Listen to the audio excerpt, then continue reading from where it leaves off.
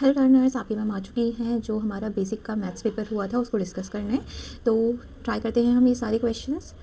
If x is equals to -1 is a root of this equation then which of the following statement is correct. लो, क्योंकि -1 इसका क्या है, root, तो x की जगह -1 रखने पर इक्वेशन को क्या करेगा, सेटिस्फाई। तो आप जब इसको सॉल्व करोगे तो आपको क्या मिलेगा, a + b + 3 = 0। Which option it is? Yes, option D. आया सबको समझ में? Okay. Next, in the given figure the length of the hypotenuse, हमें क्या बतानी है, हाइपोटेन्यूज की लेंथ। अच्छा, ओ पी कितनी दूरी की है, 8, ओ क्यू कितना है, 6, तो पी क्यू कितना हो जाएगा, 10 unit by applying Pythagoras theorem. कर लेंगे आप learners. Okay, now see the next question. In the given figure M E is parallel to S U. अगर ये दोनों लाइंस एक दूसरे के पैरेलल हैं तो एम यू और S E will act as a transversal. So according to this angle is equal to this angle by alternate interior angle. Similarly this angle is equal to this angle by alternate interior angle, and these two angles are also equal by vertically opposite angles. So these two triangles are congruent by triple A criteria. Yes, so we should write the name. MOE is similar to triangle UOS. This is correct. So option D is the correct one. Yes or no? MOE is congruent to UMUOS. Yes, it is. So D option is the correct one. Okay, learners. Now see next question. In the given figure, if triangle ACP and triangle DCP are similar, if these two triangles are similar, so their corresponding angles are equal by similarity criteria. Yes or no? Yes. So this angle P is equal to this angle, so this is also 60. Then they are asking angle DCP. DCP will be 30 degree by angle sum property. This angle is 90, this angle is 60, so this is angle 30 by angle sum property. So angle DCP is 30. Okay, this is correct. Okay, learners, this is clear to you? Okay, next. The graph of a quadratic polynomial is shown below. हमें quadratic polynomial का graph दिया गया है, तो हमें पूछा है the product and the sum of the zeros. Sum of the zeros, अब इसके जीरोस क्या है, अल्फा की वैल्यू कितनी है, -5, एंड बीटा की वैल्यू कितनी है, -1। So the sum of the zeros will be the sum, so -5 -1 is going to be -6, and product of the zeros will be 5। Yes और no? Yes. So the sum is -6, first we need to write the product 5 and -6, so B option is the correct one. Okay, learners, now see the next. The sum of the age in years of a father and 3 times the age of his daughter is 59.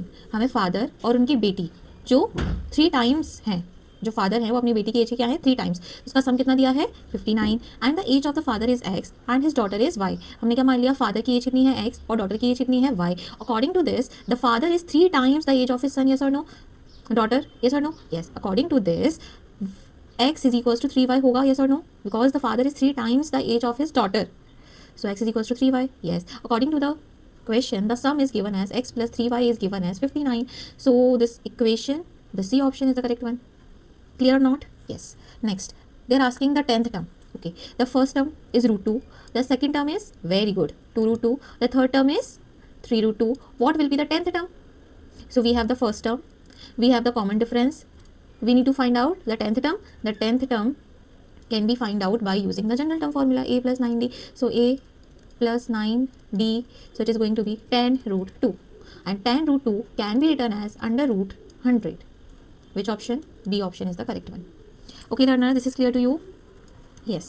Next, tan 60 की value कितनी होती है, √3, cot 60 की value कितनी होती है, 1/√3। तो हमें इसकी वैल्यू किसके इक्वल है ये पूछा गया था। जब आप इसको सिंप्लीफाई करोगे so it is going to be, yes, 2/√3, and 2/√3 means, yes learners, yes, sec 30, क्योंकि cos 30 कितना होता है, √3/2, तो sec 30 कितना हो जाएगा, 2/√3, the reciprocal of the cos 30।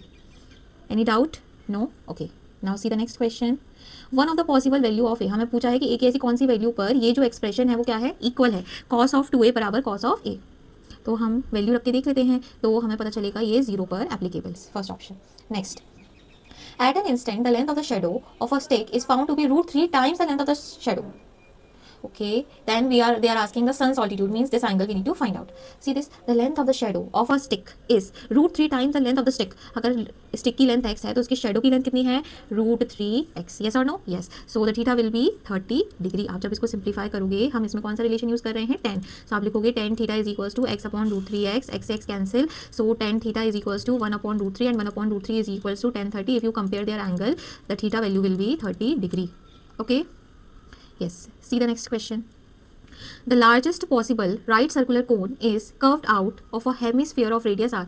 एक क्या हमने बहुत बड़े से बड़ा राइट सर्कुलर कोन है means it is a straight cone, this height is perpendicular to the base, is curved out from a solid hemisphere, मतलब जो कोन हमने निकाला है उसकी हाइट कितनी होगी आर, क्योंकि कैसा कोन है ये, right circular cone. There asking the slant height कैसे निकालेंगे, स्लेंट हाइट अब आपको एक राइट एंगल ट्राइंगल दिख रहा है, यस, जिसमें बेस और परपेंडिकुलर आर लेंथ का है, तो hypotenuse will be the slant height, कितना हो जाएगा √2r by applying Pythagoras theorem.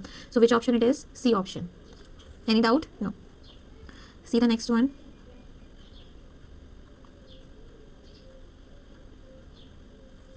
If for a frequency distribution the mean is 3/4 times the median, हमें क्या दिया है, एक रिलेशन दिया है, कोई भी एक फ्रीक्वेंसी डिस्ट्रीब्यूशन होगा जिसमें mean is 3/4 times the median, ये हमें दिया है, then they are asking the mode, ये मोड क्या होगा।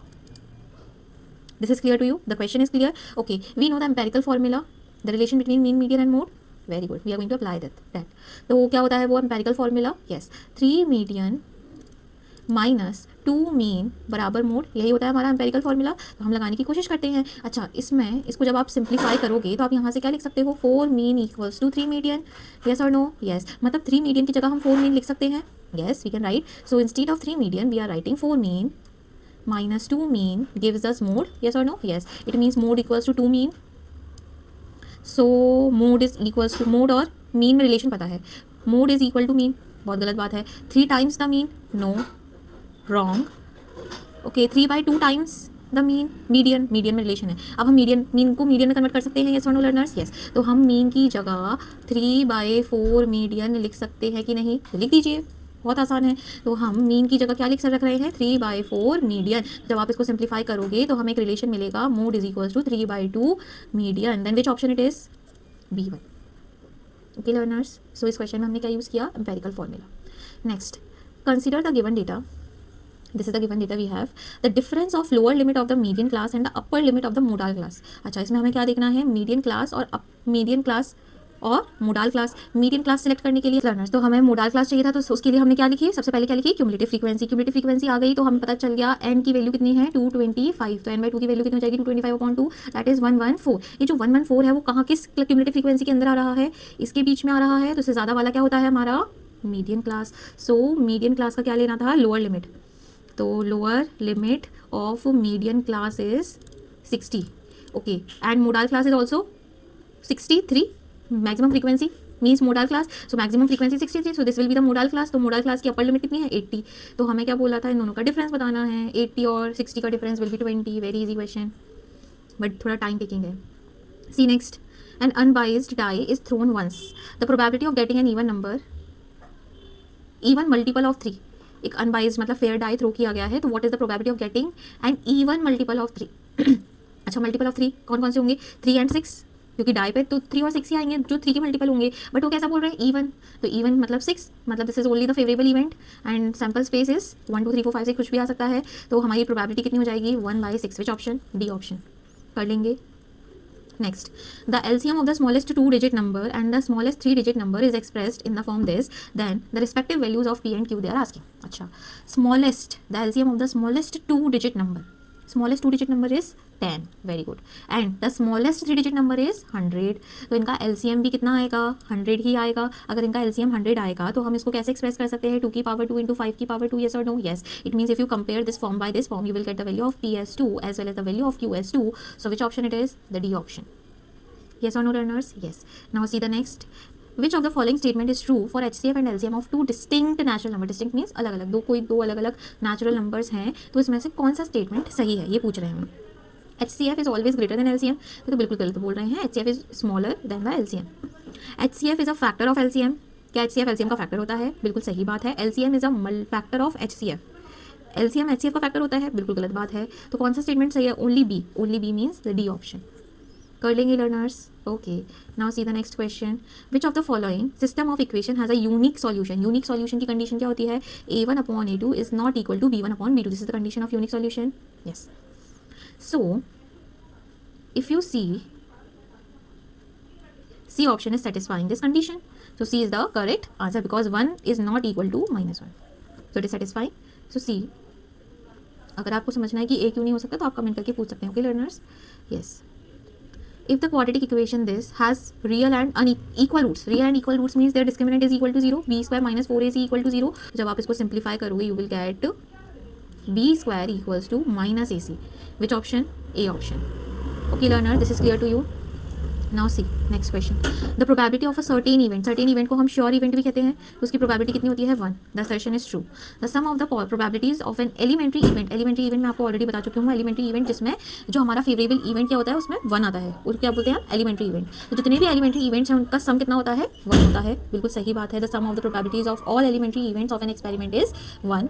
आपको एलिमेंट्री इवेंट में अगर कोई डाउट है तो आप कमेंट करके पूछ सकते हैं. I will explain you this elementary event.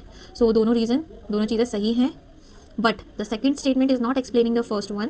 So both the statement are true, but reason is not the correct explanation. So we will write B option is the correct one. Assertion.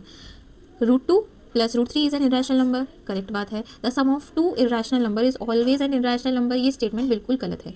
दो irrational numbers का sum rational भी हो सकता है. So assertion is true, but reason is false. So which option? Yes, C. अगर आपको जानना है ये स्टेटमेंट कैसे गलत है तो आप एक एग्जांपल ले सकते हैं. ये कैसा नंबर है? इरेशनल. ये कैसा नंबर है? इरेशनल. इन दोनों को ऐड करो तो कितना आएगा 4. दो इरेशनल नंबर्स का एडिशन क्या हो रहा है? रैशनल. सो ये स्टेटमेंट ऑलवेज लिखा है इसलिए क्या हो गया? गलत. सो हमने एमसीक्यूज कंप्लीट कर लिए हैं. अब आपको हम नेक्स्ट पार्ट में सेक्शन बी पढ़ाएंगे. Okay learners, bye. Stay tune for the next video.